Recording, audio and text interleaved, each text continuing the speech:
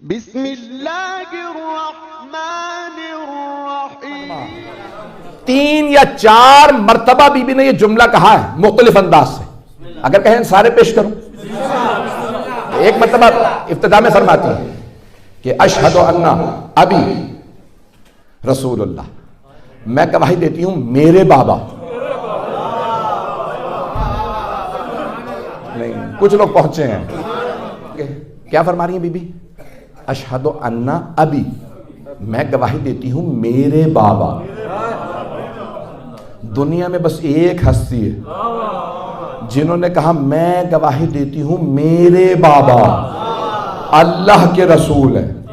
مولا علی نے بھی کہا میں گواہی دیتا ہوں اشہد ان محمد رسول اللہ، کہ رسول خود محمد ہے، اللہ کے بندے رسول. توجہ، سب یہی کہتے تھے. ملتا ہے جناب سیدہ جب دنیا میں تشریف لائیں تب بھی یہی کہا اشہد ان لا الہ الا اللہ وحدہ لا شریک لہ واشہد ان ابی، میں گواہی دیتی ہوں میرے بابا. اب مسجد میں آئی ہیں صحابہ کا مجمع، بی بی کے چاروں طرف خواتین کھڑی ہیں، فرماتی ہیں واشہد ان ابی، میں گواہی دیتی ہوں میرے بابا اللہ کے رسول ہیں. میرے بابا، ہمارے نہیں. ابھی بھی مجمع نہیں ہے. ہم قرآن پڑھیے سورہ یوسف، جناب یعقوب کے بیٹوں نے کہا او عزیز مصر، ہمارے بابا بوڑھے ہیں، کیونکہ 12 بیٹے تھے، نہیں کہا میرے. بھائی وہاں سارے کے سارے عرب تھے، صحابہ عرب تھے. یہ دوسری مرتبہ بی بی نے کہا وَأَبِي رسول اللہ، اعلموا انی فاطمہ، جان لو میں فاطمہ، وَأَبِي رسول اللہ. آگے جا کے بی بی تیسری مرتبہ فرماتی ہیں ابی دون نسائکم، صرف میرے بابا ہیں، تمہاری خواتین میں سے کسی کے بابا نہیں. وہ عرب تھے، پلٹ کے کسی نے نہیں کہا نہیں 3 اور بھی ہیں.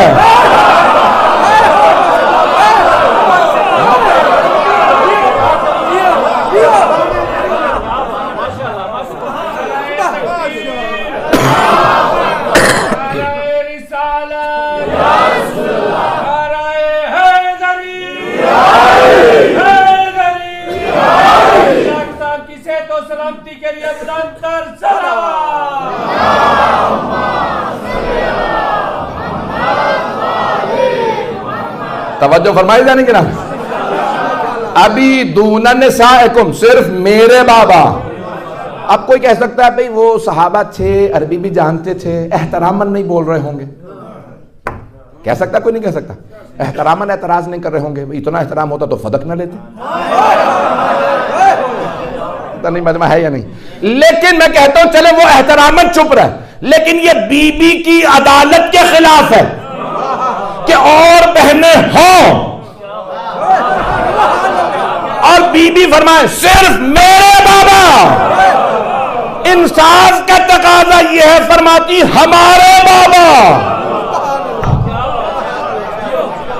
بی بی کا فرمانا صرف میرے بابا، اور بہنیں نہیں ہیں. لے پالک بیٹیاں اپنی نہیں ہوتی، پتہ نہیں لوگ ہیں یا نہیں ہیں. تو جناب خدیجہ کا کمال ہے کہ جنہوں نے گود لے کے بیٹیاں اس محبت سے پالیں.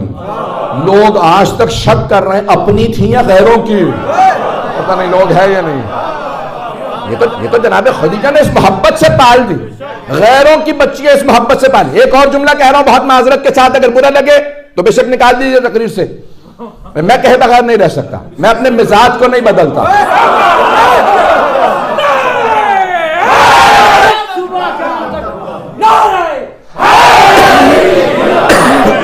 بس وقت نہیں ہے، سن لیجئے خلاصتاً پیش کر رہا ہوں. ایک غلام خریدا حضرت عبد مناف نے.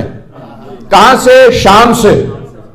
غلام بیچنے والے نے کہا بھئی یہ غلام نہیں بک رہا، بچہ ہے، بد شکل ہے، نسب کا پتہ نہیں، باپ کا پتہ نہیں، اس لیے کوئی خرید نہیں رہا. عبد مناف نے کہا کوئی بات نہیں، غلام مجھے بیچ دو. نہیں لوگ رحم کھایا، غلام خریدا. کہا نام کیا؟ کہا امیہ. بچے سے نام پوچھا تیرا نام کیا؟ کہا میرا نام امیہ.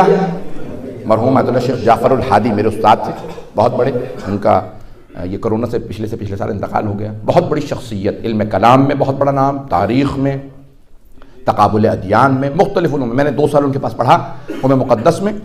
انہوں نے ثابت کر کے دکھایا تھا. یہ جو لوگوں نے روایت بنا دی بنو امیہ کے درباری ملاؤں نے کہ بھئی 2 جڑواں بچے پیدا ہوئے، نام ایک کا ہاشم تھا دوسرا کا امیہ، ایک کا پاؤں دوسرے کے سر سے جڑا ہوا تھا، کاٹا گیا، خون بہا، کہا کہ نسلوں میں خون بہے گا. یہ سب تو وہ کہتے تھے مرحوم آیت اللہ شیخ جعفر الحاجی بھی کہتے تھے نہیں یہ سب بنایا گیا. حضرت عبد مناف نے غلام خریدا تھا، نام امیہ تھا، بد شکل تھا، بد نسب تھا، اسے زیادہ کھل کے نہیں پڑھ سکتا. اسے لے کے آئے، اپنے بیٹے سے کہا ہاشم اسے غلام نہ سمجھنا، بھائی سمجھنا. حضرت ہاشم نے کہا بابا آپ نے کہہ دیا بھائی ہی سمجھوں گا. میراث میں حصہ دیا، ہمیشہ ساتھ ساتھ رکھا. جہاں جاتے کہتے یہ کون ہے تیرے ساتھ کا؟ بھائی ہے. کہ لگتا نہیں تو اتنا خوبصورت. جناب ہاشم بہت خوبصورت تھے، بہت خوبصورت، شجاع تھے، دلیر تھے، بہادر تھے. اور امیہ بالکل برعکس تھا. تو اسے حسد ہونے لگا، نسلوں میں حسد منتقل ہوا. اب بات پہنچی یا نہیں؟ نسلوں میں حسد منتقل ہوا. اس کی ہمیشہ تعریف ہوتی ہے. خوبصورت بھی یہ تیر چلائے 14 سال کا تو ہمیشہ نشانے پہ بیٹھے. میں سیکھ سیکھ کے تیر چلاؤں، ہمیشہ خطا کرے. یہ دلیر بھی ہے، بہادر بھی، سخی بھی، خوبصورت، ساری خوبیاں اس میں. جب کوئی نسب پوچھے تو کہے یہ اس کا نسب اتنا پیارا، حضرت ابراہیم کی حضرت اسماعیل کی نسل سے. پتہ نہیں ہو گیا ہے یا نہیں؟ عزیزان گرامی یہ حضرت ہاشم کا کمال تھا کہ ویسے غلام کو بھائی سمجھ کے ساتھ رکھا. یہ ان کا قصور نہیں، امیہ کے خون کا اثر تھا جو بدلے لیتا رہا.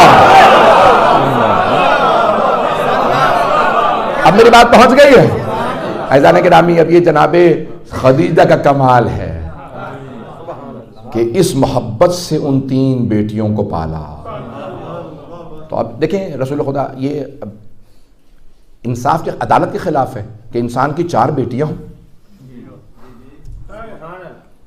3 کے گھر نہ جائے، بس ایک ہی کے گھر باہر ہر روز جائے.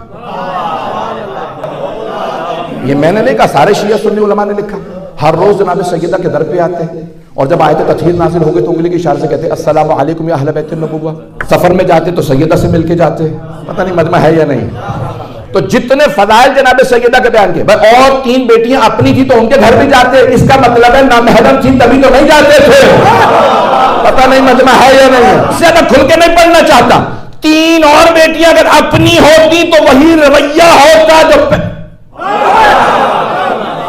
جو خاتون جنت کے ساتھ تھا. کتنے فضائل.